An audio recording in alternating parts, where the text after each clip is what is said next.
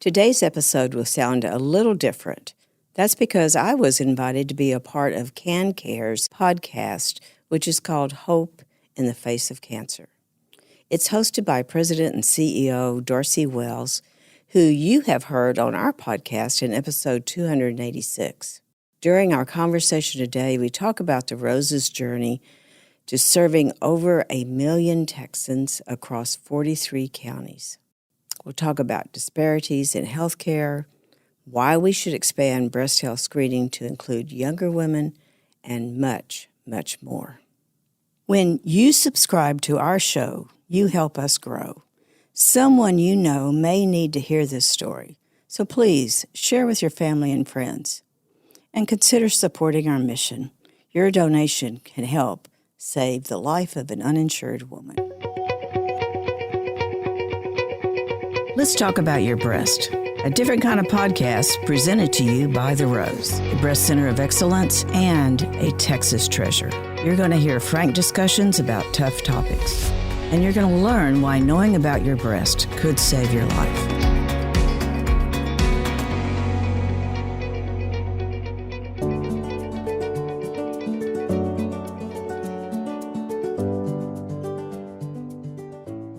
Welcome to Hope in the Face of Cancer, where we share real stories of courageous people and their cancer journey. Today, we are thrilled to welcome Dorothy Gibbons, the co-founder and CEO of The Rose, a center of breast health excellence. Since its launch in 1986, The Rose has served nearly 1 million patients and is now the leading nonprofit breast health organization in Southeast Texas. Dorothy is a fierce advocate for women's health, ensuring that every woman has access to life-saving mammograms, diagnostic services, and treatment. She's here today to share her story, discuss the mission of The Rose, and offer insights on how we can all contribute to better health outcomes. Dorothy, it's a privilege to have you here today. Welcome to Hope in the Face of Cancer. Oh my goodness, it's an honor to be with you, Darcy. Oh, and I love your pink. It's fantastic. It looks great. Thank you. We have a lot of pink. We do. I'm sure your closet is very well outfitted in pink. So many of our listeners, we have listeners all around the country and even around the world, and they may not be familiar with The Rose. So can you start out by just sharing a little bit about the organization and what services it provides? Yeah, The Rose is a nonprofit breast cancer organization, but we provide direct services. And that includes mammograms and ultrasounds and diagnostic workups and biopsies and physician consults. And we serve both insured and uninsured women. Now, the important part of The Rose and what our mission is all wrapped around is that when that uninsured woman is diagnosed with breast cancer, then we find ways to get them into treatment. And that is, there's no reason for us to screen anyone if we can't get them into treatment. Yeah. We serve about 40,000 women a year. We do it through, and men, women and men. Yes. We do it through our 2 diagnostic centers, which are Houston-based, and through our 5 mobile mammography coaches, which cover 43 counties in Southeast Texas. So this is a local organization serving local, but also regionally, and many of our programs have been replicated in other cities. Oh, it's truly incredible what you've accomplished since you founded the organization. And I would love to go back and let's kind of rewind 39 years. Tell us about how The Rose got started, your initial vision, because what you've created is so phenomenal. I would imagine it's been quite the journey, but what prompted this 39 years ago? Darcy, I'm going to tell you, there was no initial vision.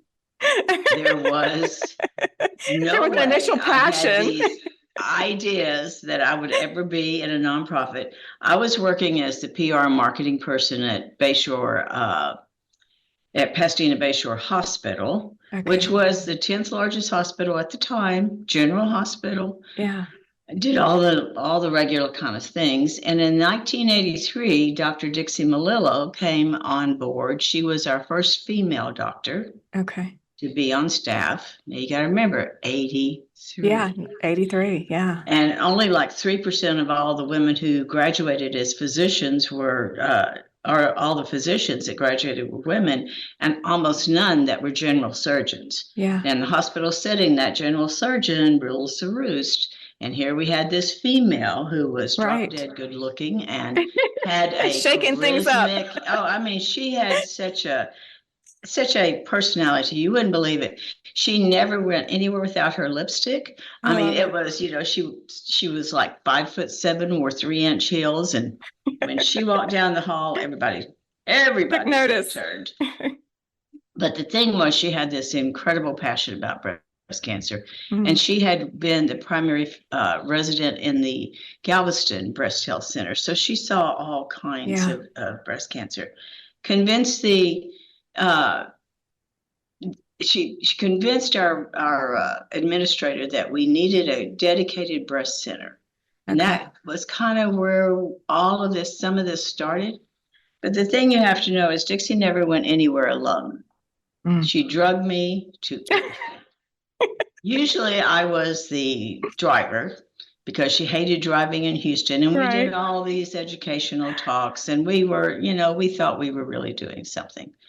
But at one of these meetings, she drugged me to a conference where Rose Kushner was one of the speakers. Okay. Rose Kushner was a journalist for the Baltimore Sun. She was the first female journalist to cover Vietnam. Wow. She stood about 5 feet tall, very proud of her Jewish heritage, and had a mouth on her that would embarrass anyone. So when she found the lump in her breast in 1979, her doctor said, "Oh, Rose, don't worry about this. Women are always getting lumps in their breast, and we'll just go ahead and do your biopsy. And if it is malignant, we'll come out and tell your husband, Harvey." Now, this is Rose Kushner. She said, "What do you mean you're going to come out and tell my husband, Harvey? Then what do you do?" And they said, "Well, then we'll do your mastectomy." She said, "No, do I have a say in this?" Yeah, I'm going to make this decision. I'm going to decide what you do with my boobs.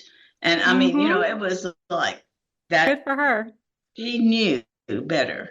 Well, it was 16 surgeons later. Can you imagine that happening? 16 surgeons later before she found someone that would wake her up, tell her the results, and let her make the decision about her breast. Now, of course, it was malignant. Yeah. And in a journalist frame of mind, she went to work at Educating Women, wrote an incredible book that was in lay people's understanding language. And it had to be called Alternatives, because when she put the word breast in its title to begin with, it never saw the light of day. It stayed in the back rooms of bookstores. Hush, hush, don't talk about it. Yeah. Yes. I had read the book. She was a hero. I just thought, my gosh, look at all she's doing. And she was going to be on this panel. So I wrote her a letter, remember, to our young listeners. This was before email. Yeah. I wrote her a letter and I said, "Dear Rose, would you please have coffee with us? Dr. Melillo and I would love to talk to you about what we're doing in Houston, Texas." Well, she wrote back and said, "I have a dinner. I have a evening open. Let's have dinner together." And I went, "Oh my gosh, I'm going to have dinner with Rose Kushner." Oh, I was so excited. So we get to dinner, and there's Harvey and Rose and Dixie and me. And Dixie is in her best suit, and she is, remember, she's a general surgeon. She has a lot of presence. Yeah. And so she's going on and on about all this education we're doing in the Houston community, all the speeches we've done, all the talks. And then Rose kind of leaned into her space. You don't do that with doctors. Leaned into her space and said, "Well, tell me, Dixie, after you do all that educating, what are you doing with those women?" And Dixie said, "Well, that's a problem. Right now we're seeing so many uninsured. You have to remember, in the mid-'80s, this was the time of the oil bust. Yeah. There were more foreclosures during those 3-4 years than ever in Texas history. Wow. People were losing their jobs. They were losing, their insurance. They did not know how they were going to live." So we were seeing a lot of late stage advanced breast cancer that had already erupted through the skin. Wow. And for those women, there was no hope. Yeah. So anyway, so Dixie said, well, that's just it. We have so many uninsured and we have no one that'll take them. I keep trying to get the hospital to do free care.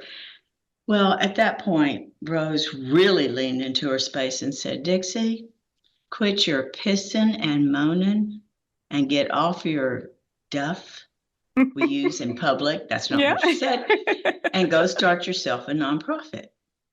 Wow. Well, Darcy, I guarantee you, neither one of us had that in mind. Right. You know, I was on HCA's faculty. I saw myself going up that little ladder. Yeah. Dixie was a general surgeon doing all kind of surgery, starting her practice. I mean, this was not something we were going to do. Unfortunately, or fortunately, Rose called me every Friday. What have you done about your nonprofit? Nothing. Oh, wow. Talk about an accountability partner. You didn't ask for.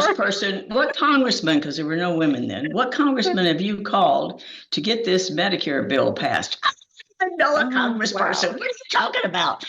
So every Friday I had to come up with some excuse. Of course, I was working full time. You know, we were still doing all our talks. Yeah. But finally I gave in. I wrote the application for a nonprofit status. We had our approval in 7 days. Wow. That doesn't happen. Unheard of. Yeah.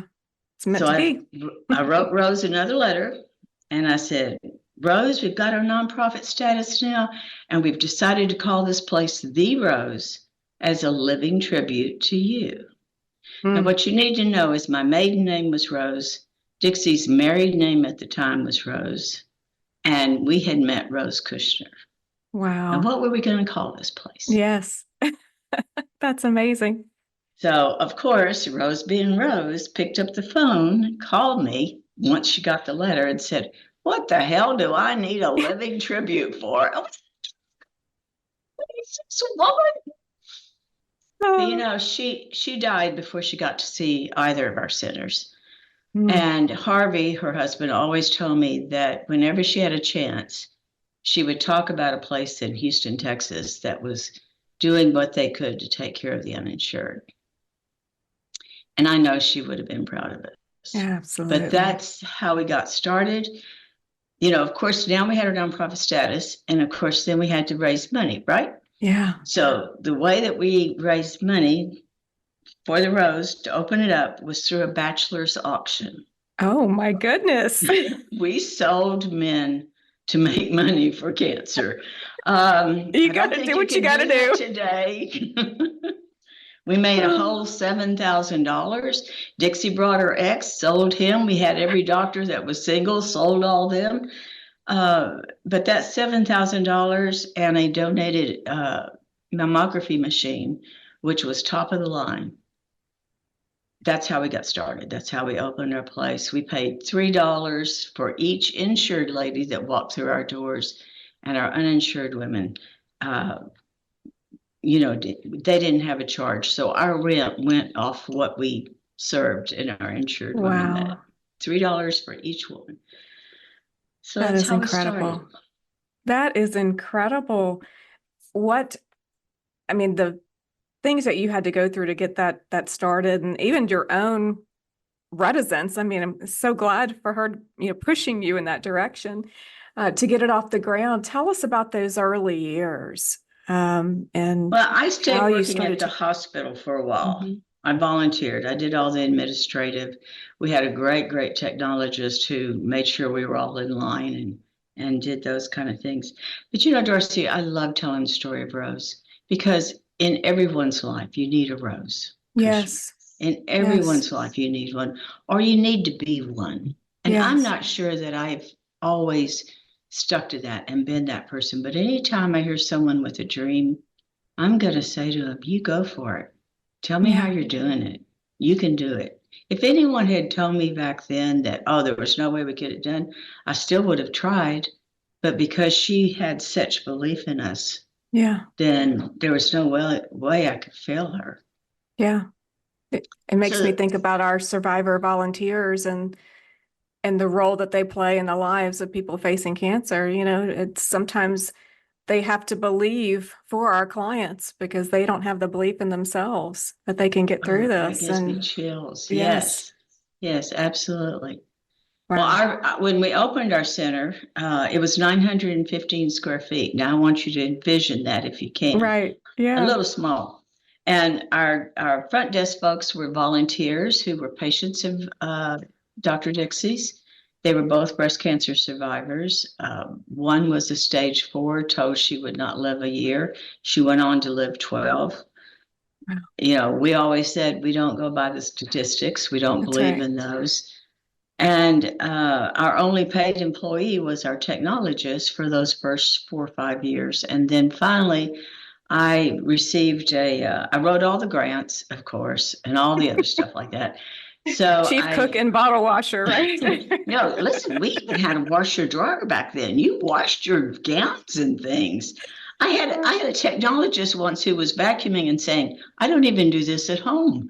I mean, it was we But they were believed in what very you were doing. yeah, great. We were very grassroots, very hands-on.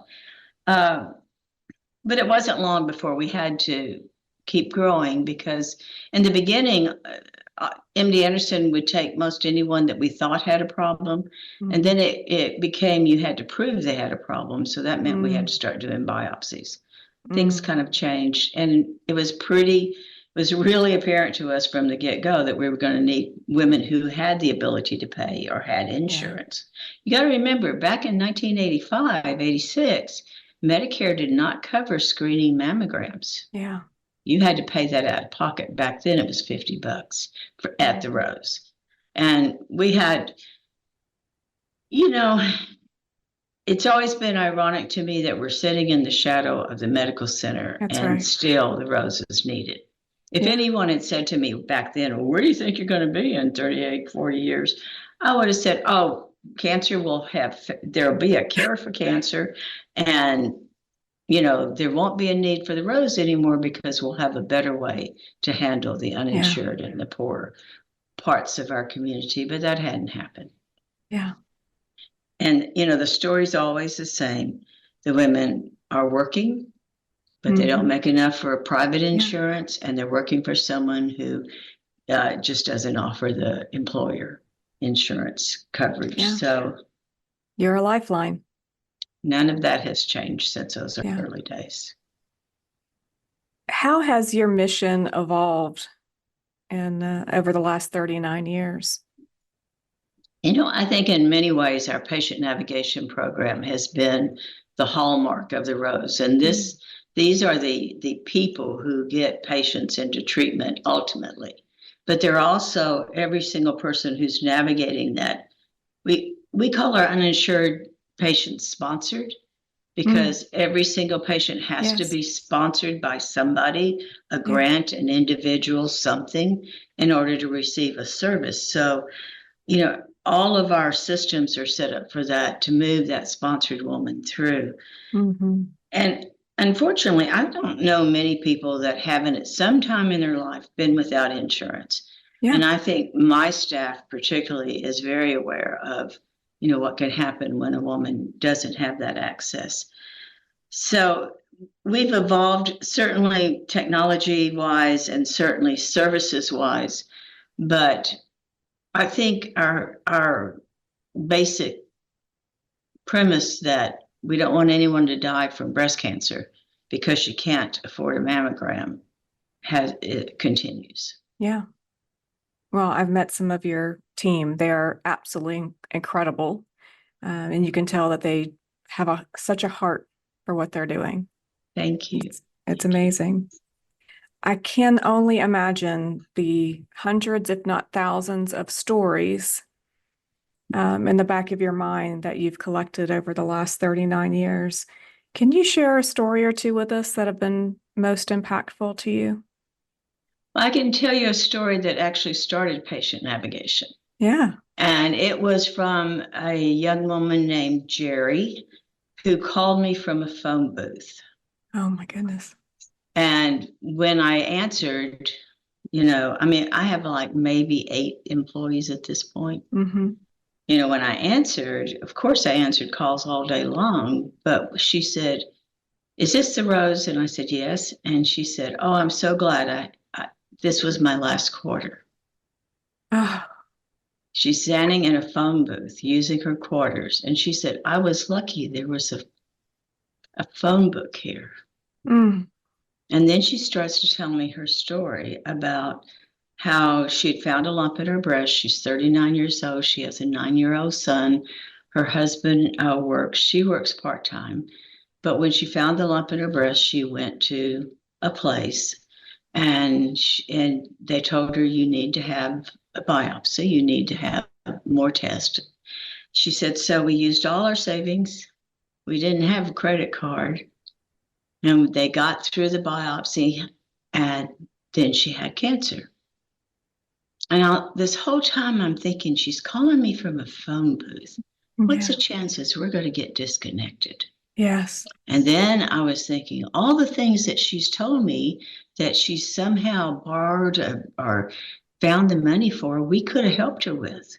Yes. And now she has cancer. And she said, and so today my drains are still in, and I went to my surgeon for a checkup.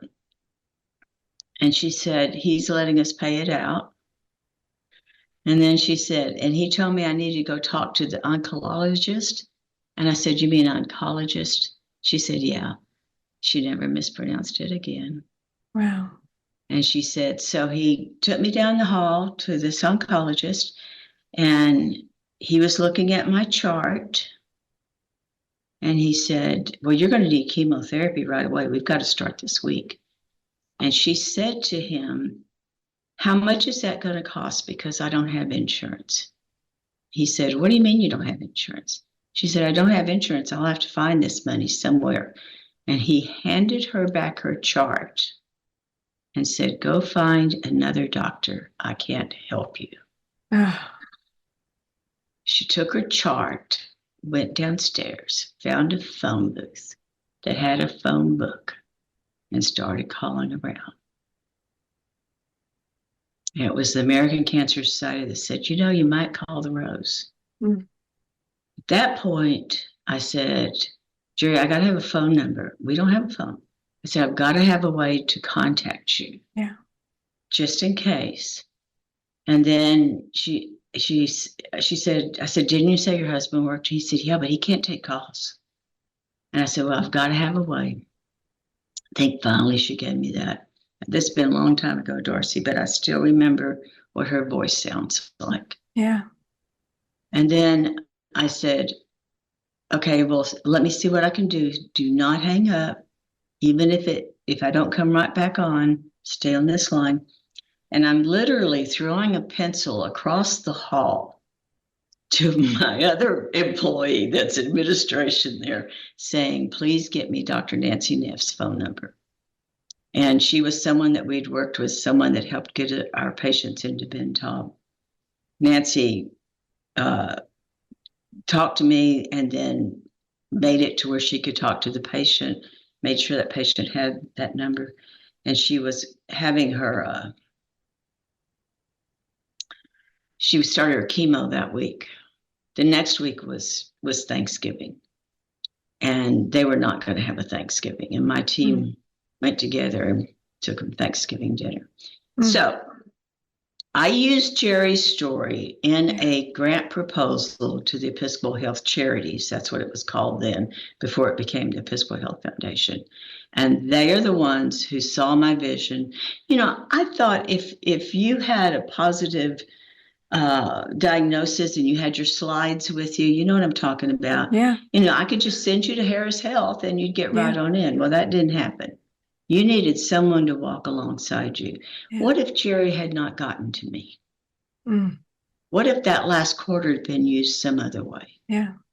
And so they helped start that program.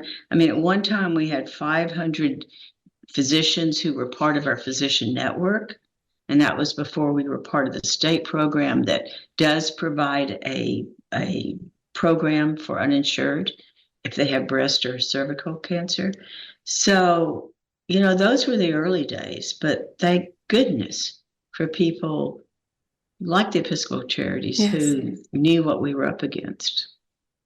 Yeah, and saw what you were capable of accomplishing and the impact that you could have. That's incredible. I can imagine that story fuels you every single day and fuels others as well. So tell us a little bit about some of the challenges or obstacles that you faced over the last 39 years. Well, I think awareness has always been one of the things. I know if I have the privilege opportunity to be on television, then they, of course, they want to know about our uninsured program. Well, that leaves out this whole segment of the insured population that we need so much to just have our foundation, to just have our, our basic revenue to open the doors every morning. Yeah. And I think the other thing is that for so many of our women, they're not coming to us for screening. They're coming to us with a lump in their breast. They're coming to us needing more than a screening. If I only did screening, Darcy, for every 3 insured women I serve, I could serve an uninsured. But it's the biopsies, it's the workups, it's the patient navigation to treatment. All of those things are why we have to raise this $5 million every year just to get them through. But, their options are so limited when they're coming to us at that stage. Yeah. On our mobile units, which only do screening, it's so fascinating to me because I can take the women who are diagnosed that are insured through our mobile and the ones that are uninsured, and side by side, they're the same stage. They've all got that same opportunity to have the advantages of early detection. Their options are the same. Their survival is the same. But not when we're catching it later. Yeah. The only stage 4 cancers we've diagnosed in the last 8 years have been in uninsured women. Wow. The only stage 4. Don't talk to me about the need for or the disparities that hit our healthcare system. I only have to look at that. Yeah. So if you had a magic wand that you could wave, what would you change? Well, sure. Certainly it would be that there'd be a cure. Certainly it would be that we would not even have to get there. That whatever we could do with our bodies, we wouldn't have cancer.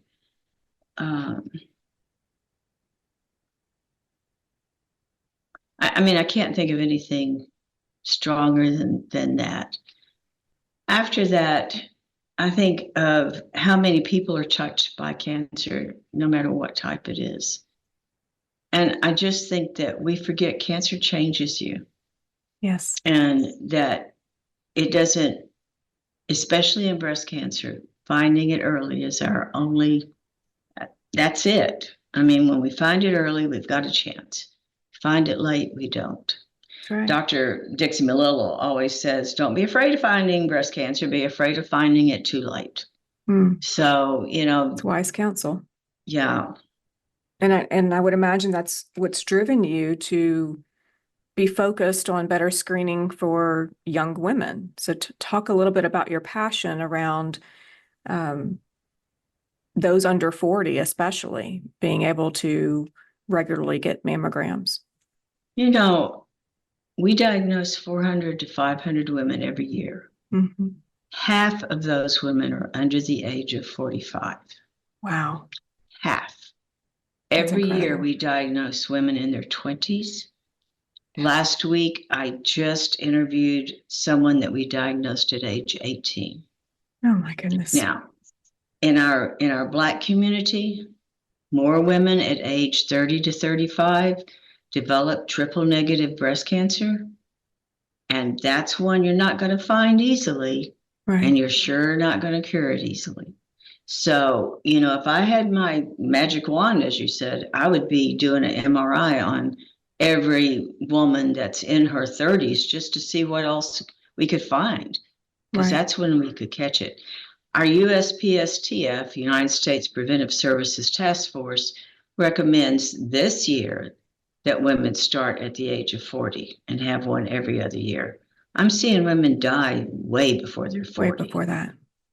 And, you know, I understand all the problems with screening. I get it. I've been doing this a long time. But still, if a woman can't say, I know something's different, and have that screening mammogram, it's the same barrier for the insured woman, because a diagnostic mammogram is going to go against her deductible. Yes. And believe me, that's a big price. Who wants to go in for something that may not be nothing and, you know, and spend that kind of money? It's a barrier anyway we go, insured or uninsured. But think about what we lose when that's not detected. There's just, it's insane. So true. And you would hope that as the trends are getting younger and younger, it would free us to, you know, eventually be able to make those recommendations younger and younger as well, and get But the Darcy, support. you know this in healthcare. Yeah. It takes 10 years of gathering data and then another 10 years of studying it. I know. Before you finally have a change. And then 7 years later, somebody will come up with something that changes it again. That is true. Yeah. The deal is we are women. We have I truly believe this. Women know their bodies. They know when something isn't right. And nobody else is going to raise their hand and say, take me when the time comes. It's your body. You need to have a voice. Yeah. Speak up, be your own advocate, for sure.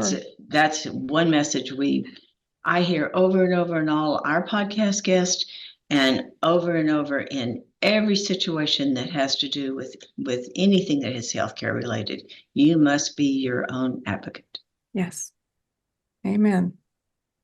So you talked about how this wasn't necessarily in the plan for you. That you got pushed and shoved a little bit into it. And thank goodness you did, because 1 million women already have been impacted by what you've built here. But I'm curious about the lessons you've learned along the way, growing as a leader and as the CEO of this organization. What's a key leadership lesson that you've learned? Take care of your people. They're the only ones who are going to do it. That's right. They're going to do the work. They're going to carry the mission. People don't see me. They don't know anything that I do, but they sure know how they're treated when they make that phone call or when they have that service. That's the number one. Yeah, absolutely. Absolutely. You told us one very powerful story that I would imagine you draw on and keeps you going a lot. But what you're doing is hard, and there's a lot of barriers, and there's a lot of things outside of your control. So, kind of, what keeps you going and driving for reaching more people, for improving all the time? Kind of, what's keeping you going? You know, Darcy, it's just the people we serve. About an hour before this podcast, one of our sponsored ladies came in. She's gotten a job. She's going to be able to have insurance. She's so happy. I'm down in the lobby. We're hugging and kissing. I mean, you know, you can't buy that kind of thing. Those are the feelings that get you out of bed in the morning. That's right. That's right. Absolutely. No, it's wonderful that you get to see and touch those stories every day, because oftentimes as a leader, you know, you get caught up in the administrative burden of the organization, and you have to stay grounded. Yeah, I do too. And then I go walk through the waiting room. But it is hard, Darcy. I think every leader needs to have someone they can talk to. Yeah. I think every leader, because there's no one else that you can. Right. You've got to find someone beyond your board, beyond anyone associated with your organization, that you can say, wow, this was tough.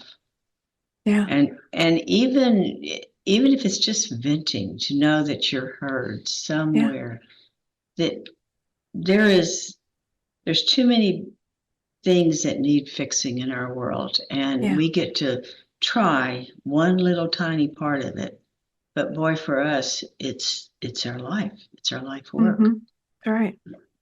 Everybody needs emotional support, and everyone needs that safe space that they can say whatever they need to say without being guarded. Right. Which is what we do every day for cancer patients. But I completely agree with you. It's not just unique to someone facing a medical issue. I think it's just life. You need that person, that lifeline that you can reach out to. If we didn't learn anything through COVID, that was the one thing. Yeah. How much we miss right. each other. What are you most proud of?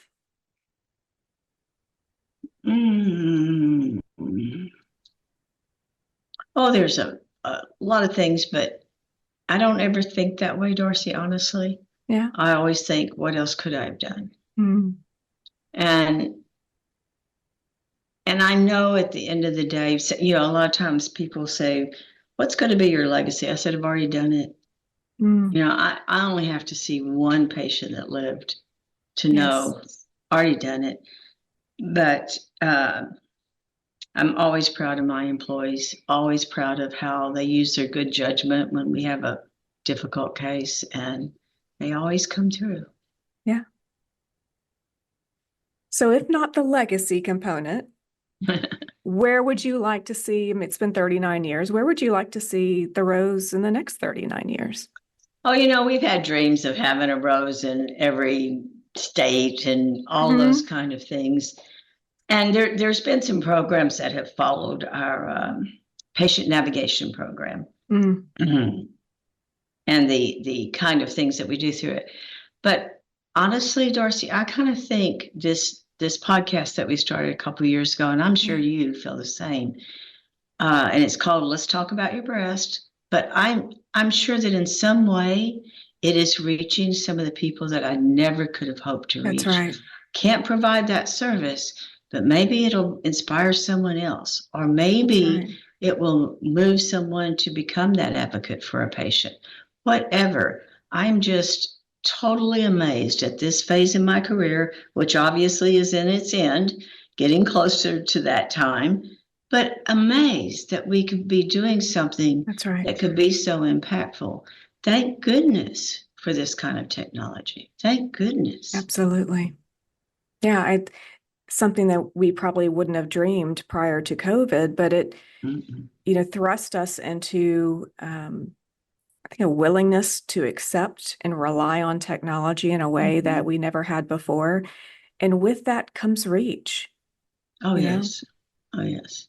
No, that's I think if we as leaders, whatever, we have to understand that we're going to take risk every single day. Yes. So take a risk that matters. Yes. I mean, you may fall flat, and heavens knows, when I hear my old podcast, boy, did I fall flat a lot. But, and every time you're getting with someone, it's a different experience. But my gosh, take a risk. Life is too short. Well, and we both know look what you're taking the risk for. It's worth it for that, even that one additional life that you impact, that it's worth it when you put it in that perspective. Yeah, I guess so. So CanCare and the Rose have been partners for years, and we've referred clients to one another, and we've got an emerging, even more budding partnership, but we focus on the emotional support side of the cancer journey. Talk about that from your perspective. Just the million people that you've served, the importance of that emotional support part of the cancer care journey. Darcy, I'm sure you've seen this too.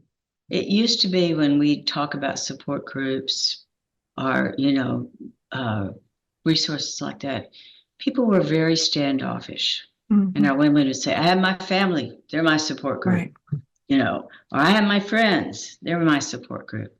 I am so grateful, not just that CanCare has also survived how many decades? 35 years, during times when any way we look at this is mental health, when that was kind of a stigma if you needed something.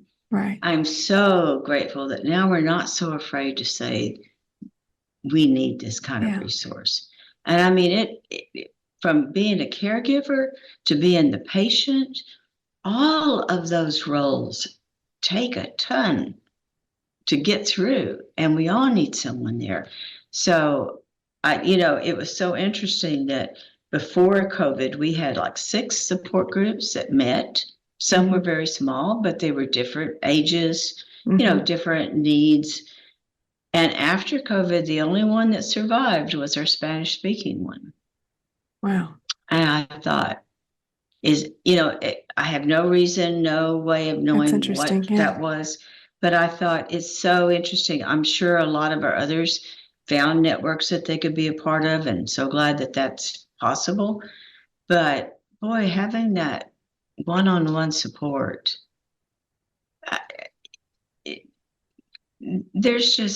I've always said we need a patient navigator for every disease. We need someone who knows about it, may not have been there, but at least knows what you're going to be facing. And those parts of our world that we really haven't spent a lot of time or money on, I think it's time we do that. We're worth it. I agree. We deserve it. I agree. So as we are wrapping up here today, and we have listeners, some are survivors, some have just heard those words, you have cancer, some of our listeners are caregivers. What message would you like to leave with our listeners today?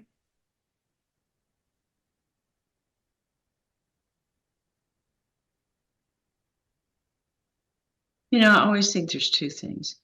One, I always encourage women, men, caregivers, you have to be the advocate. There's no one else out there. If you're caring for someone, you're going to have to be it. And that's a hard role to play. Yeah.